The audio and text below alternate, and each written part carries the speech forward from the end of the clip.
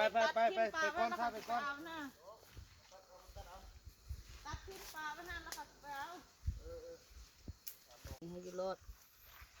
ขายมีผู้สั่งก็ ฮับออเดอร์นะสามารถทั่วประเทศเลยชีวิตนักโฆษณาสั่งได้เด้อสั่งได้เด้อผักกูดบนนี้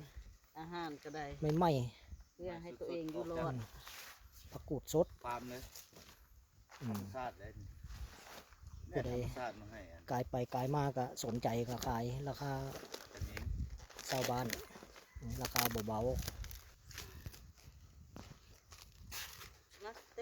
มีผักกูดขายผักกบ3 ของ 5,000อันนี้ผักน้ำมันกบนี่ยอดผักกูดแพะ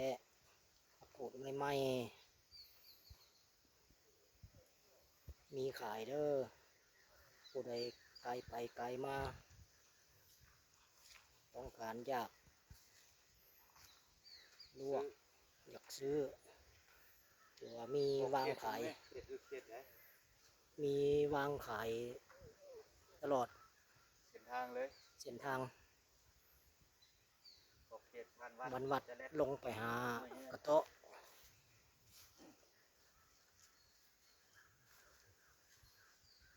พักแบบธรรมชาติเก็บมาใหม่ๆเก็บมาใหม่ๆสนใจเปิดออเดอร์สนใจเปิดออเดอร์เลยออเดอร์มามี